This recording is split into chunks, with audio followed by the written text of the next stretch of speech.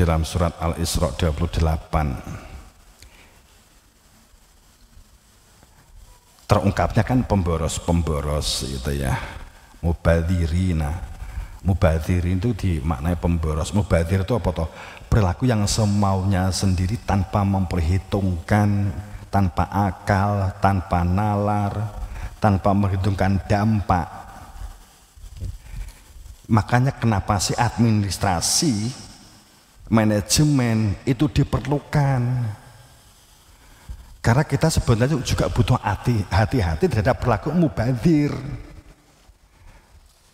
Biasanya begini ya, saat kita ada sebuah entah itu proyek, entah itu bisnis, entah itu kegiatan-kegiatan usaha, saat kita tuh belum menulis, kita belum corak-corak di atas kertas, biasanya akal kita saat ada usulan kita langsung menerima, karena apalagi kita terbiasa dengan menerima masukan, sehingga kita akan kita nggak akan waspada. Piye nek kita buat begini, oh ya matuk iki, ya matuk enek dana toh, enek ya. Setelah benar-benar kita beli blek gitu, ternyata hanya untuk 2 hari sudah nggak dipakai. Ngalami gitu Kak? Ngalami, sering ndak? Sering, selalu ndak? Selalu.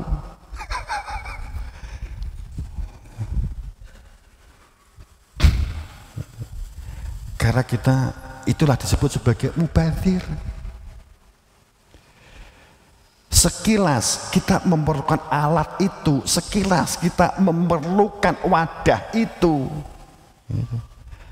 Kita mestinya butuh merenung, butuh musyawarah. Kenapa musyawarah diperlukan? Untuk ini.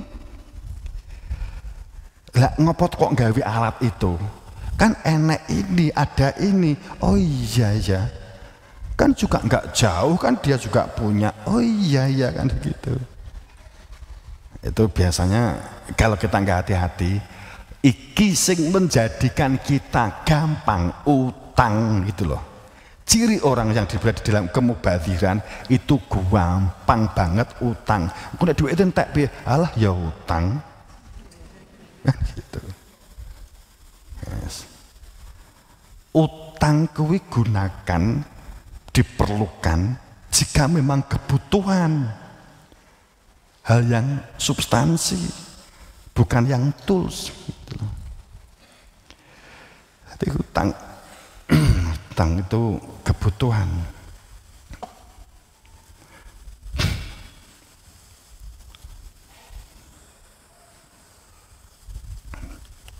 Saiki kan wakeh penawaran di media sosial, WA itu wes, ibu kalau ingin hutang cukup dengan borek dengan ini kan gitu toh. Yukah banget wakeh sing kejebak. Di jamaah enek sing kena gak ki? Gak toh? Jadi banyak iming-iming itu bendino kaya enek sing nawani utang. Malah kadang enek sing muni tinggal mengambil Pak, tinggal mengambil kan gitu. Itu kan sering 100 juta, 10 juta, 5 juta, kan sering penawaran-penawaran itu. Aku mesti tak hapus, aku gak pernah moco. Kadang tak jawab, sampean salah, saya nggak ada tertarik sedikit pun. Lebih baik puasa gitu. Gitu.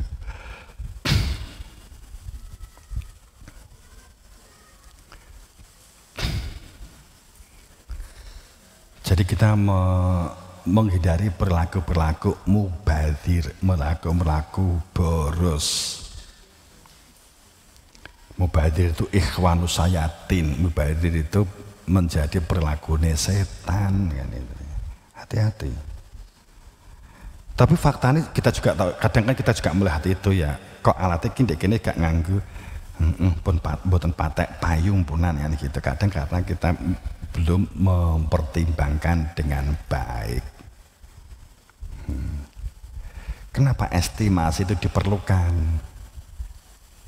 Kadang dibangun akhirnya gak iso danai lanjutan kan gitu kan. akhirnya utang. Nggih napa mboten? Aduh jatuh nih mang tak nggih tuku kae gara-gara tuku iki sih kan gitu kan.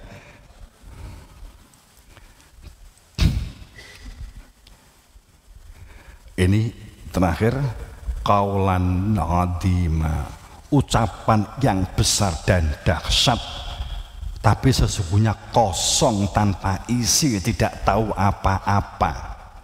Pembenaran supaya tampak benar dihebatkan, itulah yang dikatakan sebagai qaulan nadima, perkataan yang dahsyat, perkataan yang hebat. Semua orang supaya tahu kehebatan itu, kalimat-kalimat itu, padahal sama sekali nggak kenal, sama sekali nggak tahu, akan tapi dia ungkap sedemikian rupa sehingga semua orang silau dengan kalimat dan kata itu. Kata-kata yang keterlaluan akibat kesombongan dan ungkapan kalimat yang menunjukkan kehebatan dan sensasi. Kalau ada saya, maka baru akan dapat wujud, karena saya itu semua dan untuk merendahkan orang lain. Qaulan adimah, kalimat yang dahsyat tapi kata yang tanpa isi. Maka janganlah kamu berjanji wala tamsi fir'at maroha, dengan sombong. Janganlah kamu berjalan di muka bumi ini dengan sombong, karena sesungguhnya kamu sekali lagi tidak dapat menembus bumi, sekali kamu tidak akan sampai setinggi gunung. Perumpamaannya juga dihebatkan sama Tuhan. Maka murka Allah bagi mereka yang berbicara tanpa pengendalian dan tanpa aksi. Sabahalilah ma fis samawati wal ard wa huwal azizul hakim. Jadi bertasbih bukan masalah ucapan, akan tapi bertasbih itu adalah tindakan. Ya alladzina amanu lima taquluna ma la taf'alun. Wong kang iman, kenapa kamu mengatakan sesuatu yang tidak kamu kerjakan, yang tidak kamu lakukan? Kaburon maktan kaburon maktan indallah antaqulu ma la taf'alun. Besar kebencian Allah mereka yang mengatakan tapi tidak melakukan apapun, mereka yang sadar tanpa aksi. Sehingga kalau dikaitkan dengan ayat selanjutnya di ayat 4, innallah yuhibbul ladzina yuqatilu fi sabilihi sawan ka'annam bunyanun marsus. Sesungguhnya Allah menyukai, mencintai orang-orang yang berperang di jalan Allah dalam barisan yang teratur, yang seakan-akan mereka seperti bangunan yang tersusun kokoh. Jadi yang dikatakan Allah mencintai orang yang berperang, kebencian Allah kepada mereka yang mengatakan tapi tidak berbuat apapun, mereka yang faham tampaknya tapi tidak melakukan apapun.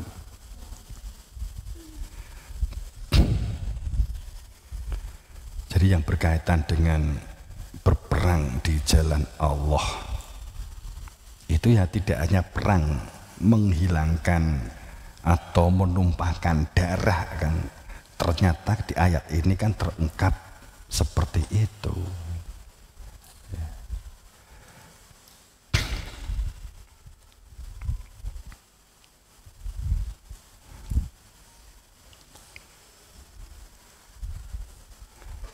Itulah saya kira begitu.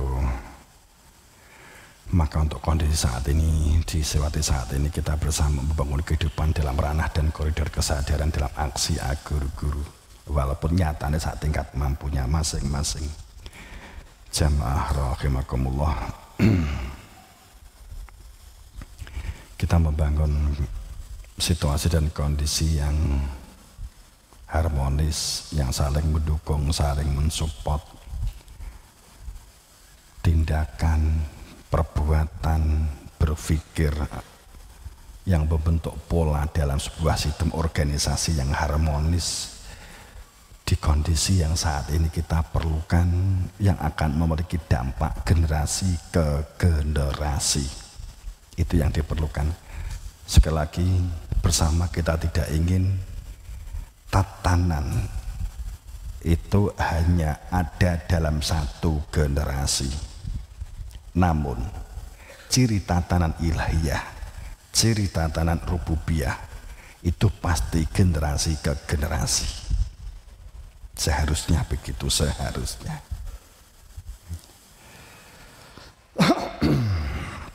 Saling support, saling dukung, saling stimulus gitu ya. Jadi kalau kita ini memang wadah-wadah seperti umpamanya kita ada kantor pusat, memang ada kantor pusat, seharusnya di samping sifat administratif itu juga nantinya kan ada juga wadah yang menampung sebuah informasi yang akan diolah menjadi informasi strategis. Sehingga berita dan informasi yang memiliki dampak sains dan teknologi dan kemajuan itu akan dapat ditampung dan didistribusikan. Dan kemudian pada saat kamu, nanti kita suatu saat sistem ini akan dibangun, ya. Pada saat memang ada yang terlibat memberikan masukan, walaupun itu di luar UPT, di luar sistem UPT dari setiap di unit itu, akan tetapi dia memiliki kemampuan dan dia dapat terlibat. Kenapa tidak dilibatkan dalam hal-hal skedul yang dapat dijadwalkan? Seharusnya itu bisa dilakukan. Hal-hal ini yang kecekatan ini dalam kita membuktikan yuhibbunallah yuqatilu fi sabilillah sofan buyan marsus, ini kan menjadi bagian dari yang kukuh mengukuhkan. Ini yang dikatakan bahwa kokoh mengokohkan, kukuh mengukuhkan. Jamaah rahimahullah, terus terang dan kita saling memaklumi dan kita menjadi sebuah langkah besar awal, bahwa awalnya saya mengatakan pengendalian dan jujur itulah pengendalian diri, jujur dan berkepedulian. Ini adalah langkah awal besar dalam membangun sebuah komunitas yang harmonis dari generasi ke generasi. Ini jangan berpikir bahwa kalah menang itu menjadi parameter kehidupan kita.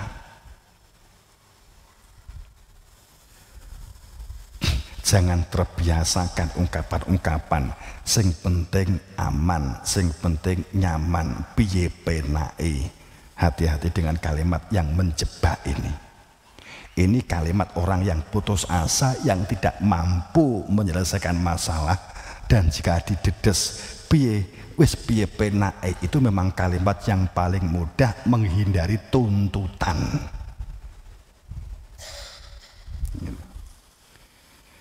Biasanya ini. Tapi faktanya nanti setelah dilakukan piye penake itu tetap mesti grundel, itu titenono.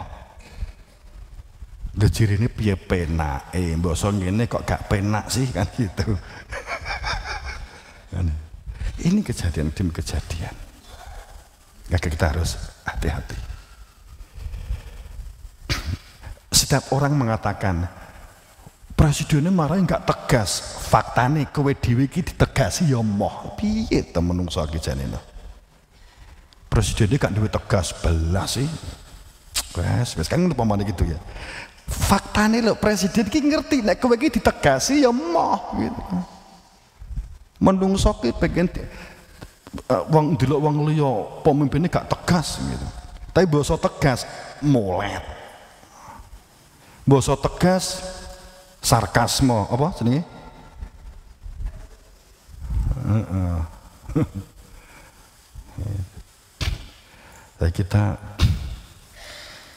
Kita kan mengetahui itu.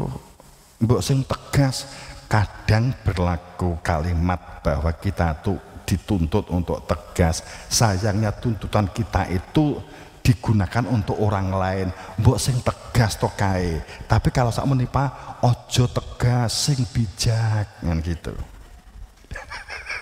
Orang itu begitu. Kalau kepada orang lain tegaso, tapi kepada diri kita sing bijaksana. Bah aku karo pimpin aku digawe ngene, gak bijaksana belas gitu. Ya jangan kita tuh serba repot. Makanya ada sistemnya. Enggak ada yang lebih hebat karena informasi Al-Qur'an kok tentang komunikatif dan musyawarah, itu informasi Al-Qur'an kok. Selama sebuah komunitas itu musyawarah nggak jalan, ciri musyawarah nggak jalan itu satu, musyawarahnya telat. Kalau organisasi itu musyawarah telat wis kebangetan, undangan jam 8, jam 10 belum melakukan apapun, itu mesti organisasi itu tidak pernah dapat menjalankan program dengan baik. Wes titenan itu ya sakit, itu budaya ndak di kita. Terlatih buat nemen-nemen gitu loh. Ya nuwun sewu nek di sini memang kono-kono gak patek wani ngundang saya. Mana kecamatan, desa gak, saya jarang sekali diundang. Gak wani. Mereka saya diundang jam 8, teko jam 8, setengah 9 apa mana begitu. Engko jam 10, setengah 11 mulai berdatangan saya pulang. Loh Pak Yai kok mulai? Aku wis ke jam 8 kan gitu. Jadi mereka datang, saya pulang. Kemarin saya datang, kemarin juga pulang. Mereka datang, saya pulang. Gitu. Pak Camat gak wani ngundang wingi.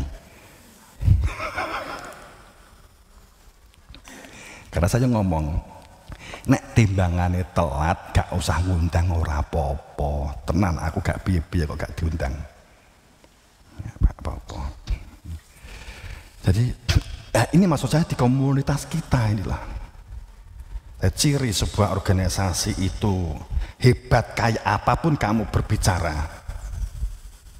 Kita sudah melakukan penataan gini pemanen dek kene UPT Mas Agus pemanen ya.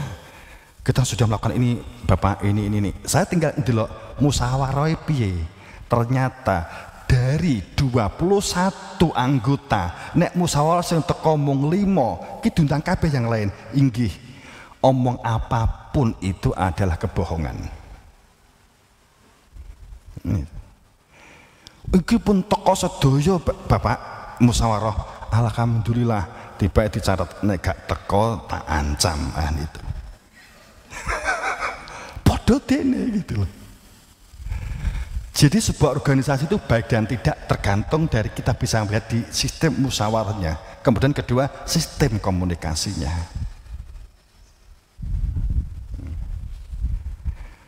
Saat kamu datang diundang musyawarah, kemudian ada satu mengatakan demikian. Aku ikut hasil musyawarah, wis nderek wae lah musyawarah. Saya ngikut apa hasil kata di dalam musyawarah. Inilah awal mula rusaknya sebuah sumber daya. Jadi di dalam komunitas kita, kalau kita menemui orang yang sering sekali mengatakan izin, saya ikut hasil musyawarah, maka tidak seharusnya orang itu diletakkan lagi sebagai sebuah manajemen. Itu pasti rusak. Dan menuju kemunduran gitu loh. Jadi kalau kamu itu memang nggak bisa hadir, ya sudah ngomong saja nggak bisa hadir, nggak usah kamu embel-embeli. Saya hasilnya derek, nggak usah. Saya kata biyen bener nek wong muni ngono balapan aku nggak pernah ngungkap sampai detik ini. Gitu.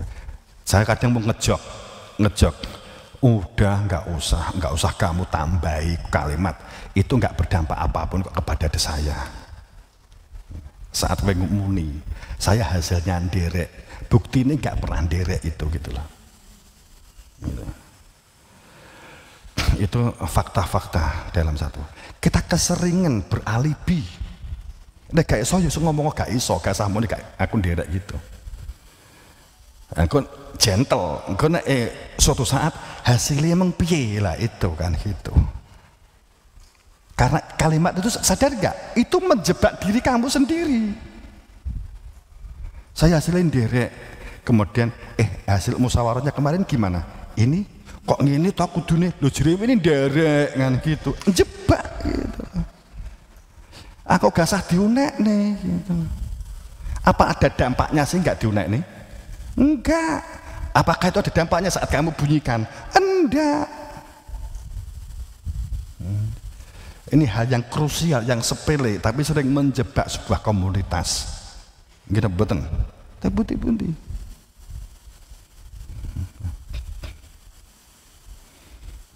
Jadi karena kita hal yang kecil sehingga terabaikan karena hal semacam itu. Ciri sebuah musyawarah itu bukan masalah material. Musyawarah itu bukan intinya, bukan menyelesaikan masalah yang sedang kamu lakukan. Ayo, bingung nggak? Musyawarah itu intinya itu duduk perkara menyelesaikan masalah yang sedang kamu kerjakan. Jika kamu memahami ini, seperti ibu dan bapak yang mendidik anak, kemudian ibu atau anaknya ingin komunikasi karo bapak ibu, Bu, aku jane pengen omong-omongan karo ibu karo bapak. Ya engko diskedul sik ya nduk ya le ya, diskedul ke jadwale. Bu, aku lho pengen sik engko wae bapak ibu jek sibuk ngalih. Ane itu. Di intensitas pertemuan di jadwal secara skedul gitu. Sebenarnya permasalahannya di mana sih keharmonisan itu? Jika kamu lakukan dengan skedul kepada keluarga, kemudian menampakkan kesibukan ke anak, apakah itu dikira kita kemenangan? Biasanya enggak. Kita dianggap menjaga jarak dengan anak. Kowe karo bapak ibumu piye? Aku karo bapak ibu gak pada kenal kok. Bapak ibu menjaga jarak dengan saya. Padahal kita awalnya ngomong, suatu saat pemerintah kita mendengar, loh Pak katanya pemerintah dipanggil sekolah gitu ya, sekolahan. Bu, Pak katanya putranya, katanya jenengan gak bisa diajak komunikasi, katanya terlalu sibuk. Katanya nggak memperhatikan. Yang diungkap anak akan itu, gitu. Bukan sok sibukmu, bukan itu yang diungkap oleh anak. Gitu. Kadang kita sering terjebak hal macam ini. Kalau saya sih sebenarnya kalau ngomong pribadi memang saya berusaha ya mereka melihat saya melakukan sesuatu, tapi kalau mereka sejak omong ya saya juga meninggalkan apa yang saya lakukan, sehingga saya menghindari tampak bahwa saya tidak bisa diajak komunikasi, sesibuk apapun akan saya tinggalkan gitu. Kalau pada saat itu di rumah, untuk supaya tidak menampakkan bahwa saya itu sibuk di hadapan anak-anak. Hanya itu aja kunci-kunci saya yang saya lakukan. Apalagi saya toleh bapak cik sibuk enggak pernah gitu. Kalaupun terpaksa itu saya lakukan, ayo ngilangi bapak yuk, nyapa ngetik ngene gitu. Enggak iso, ya berarti ki bapak dewi, ya gitu, paling kan begitu aja.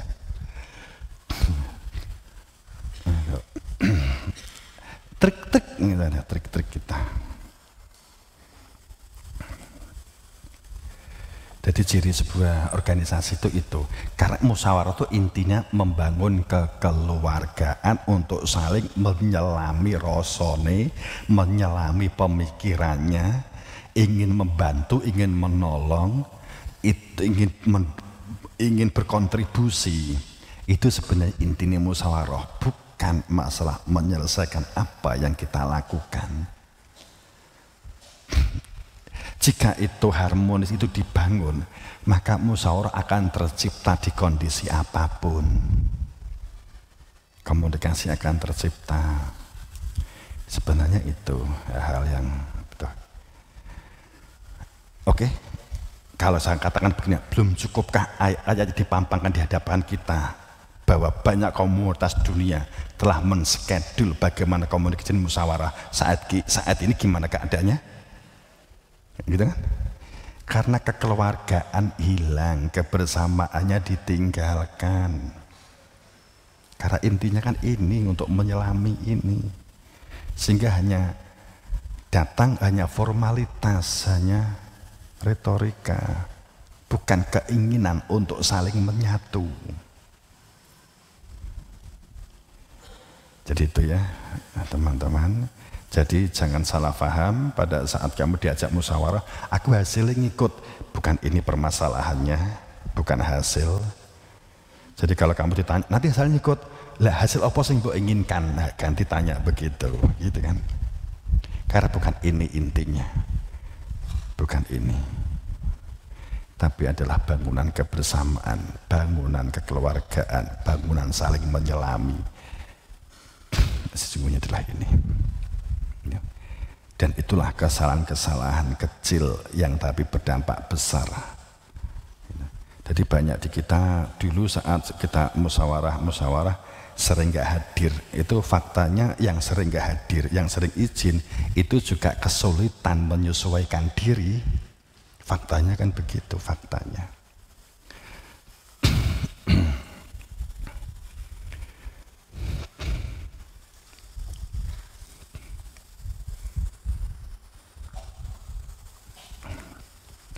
Dan jika kamu musyawarah, yang kamu lihat adalah materinya jenuh, kamu akan menemui jenuh. Paling pertengahan kamu pamit, aku tak mundur dhisik ya, karena pikirannya sudah negatif, sudah jenuh. Bahasanya paling kan gitu. Bukan itu masalahnya. Jadi bagian dari support kita untuk membangun musyawarah ya. Bagaimana pola sebuah komunitas yang dalam koridor musyawarah. Segera begitu, dan ini kita lanjutkan untuk ke depannya bagaimana sebuah bagian sebuah hikmah dalam risalah an-nubuwah dibangun dalam kehidupan sosial, kehidupan bersama. Semoga dalam ridho Allah, dalam maghfirah, dalam ampunannya, kita bangun bebarengan kebersamaan dan kekeluargaan. Semoga mendapatkan ber-beran bekah pangestu Guru Wasito. Assalamualaikum warahmatullahi wabarakatuh.